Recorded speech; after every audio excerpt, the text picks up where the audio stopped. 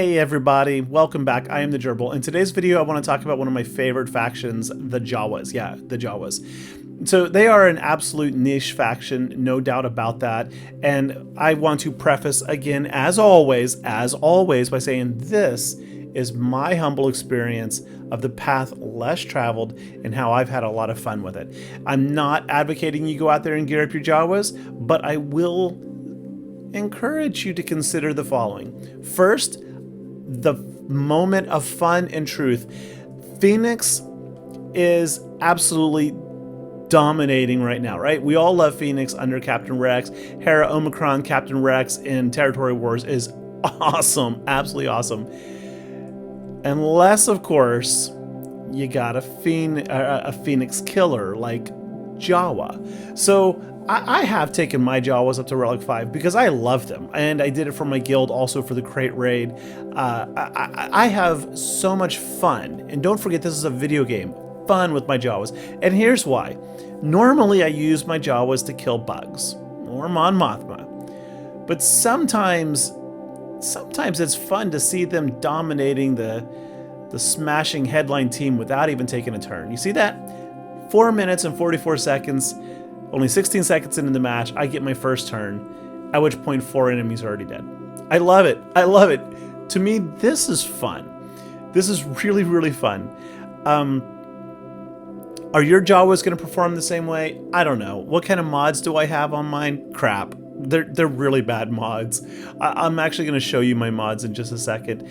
But the Jawas are a team I have never regretted gearing up. I have never regretted putting relics on my Jawas because they almost always win when you use them in the right place. And I've been able to significantly contribute every 3 days for my guild in the crate raid. How much do I get with Jawas? I typically go tier 4, which I'll show you in a second. And the maximum I've ever received was about 9,250,000 damage, 925,000 damage-ish. But without effort, they normally get 550 to 650 without any effort.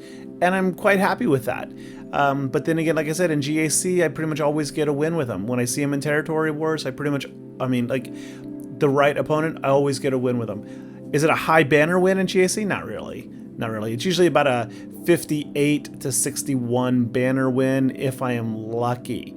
It depends what I'm going against, of course. But if it's a team with a lot of AoEs, then you're not like Rex is always going to open up with that AoE damage. It's going to splash everyone. You're going to lose a little bit of protection. So like in GAC, there goes 5 banners right there. So you're not going to get a high banner win with Jawas, but you are going to get a win. And if you really don't care about the high banners, you're not in a super competitive level of the game, you're just playing your GAC for fun or something, you're just gearing up Star Wars characters that you enjoy, this is an easy squad to gear up. Anyway, I'm rambling too much. Let's move on. So, the crate raid.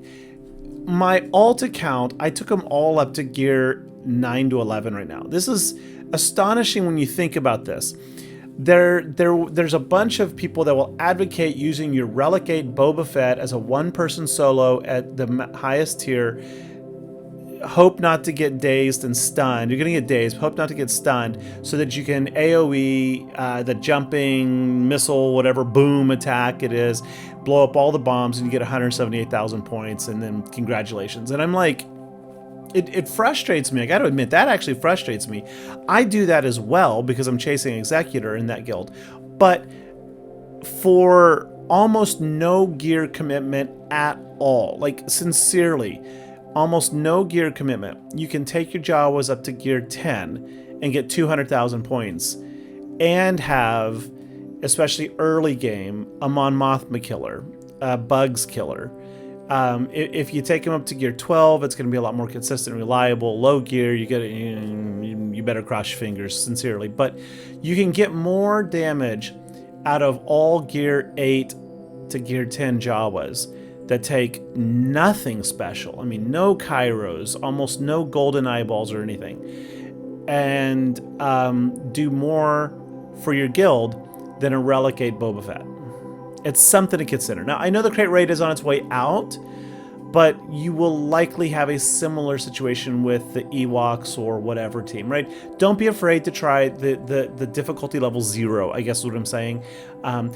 There's a video here, link in the description down below, where you can see where I describe my strategy and modding, I think, for my almost 1,000,000 damage crate run, which I never got to 1,000,000. I gave up trying. It just wasn't worth the time to remod them and everything. But it was a lot of fun. I really enjoyed doing it. So officially, what do Jawas actually be? Officially, you jump over to SWGOH.gg/gas, GAC/who to attack, Chief Nebit.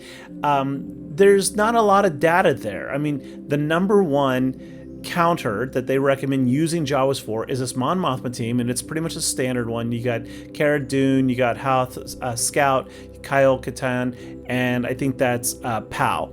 And I think that's probably fair. That's 82%, so you're winning basically 4 out of 5 people are winning. You have to ask yourself, though, what gear level of investment are people putting in here? And they don't show this. Maybe if you go to their paid tier, they do. But most people are probably not putting any substantial gear on them, and I bet that the Mon Mothma squads you're going up against are probably way higher geared on average. So this data at its most raw value can be misleading, but I think it's realistic if you're not going to invest a lot into your Jawas. And I'm not saying you should, but they are fun. They really, really are fun.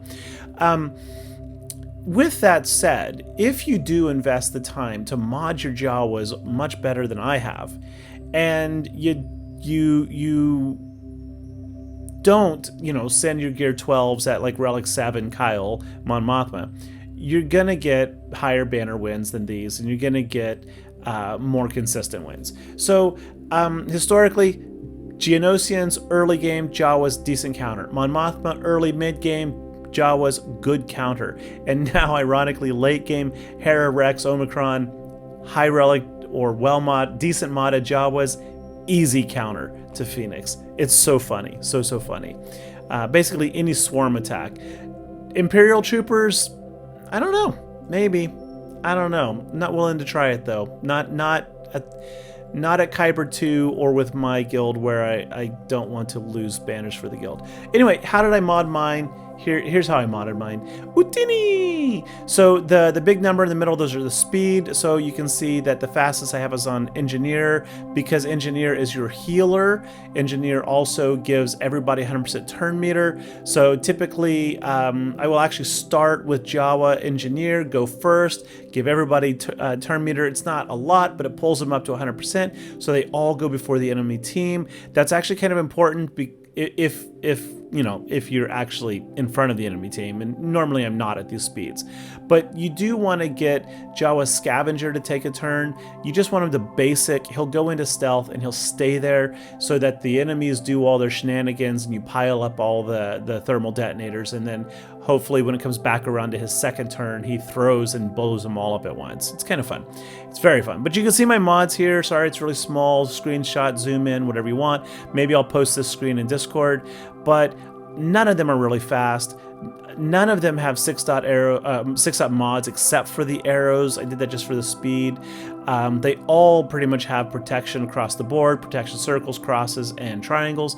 There's a good argument to be made for health instead, especially on Chief Nebit, but I have never taken the time to research it. I've never taken the time to thoroughly test it.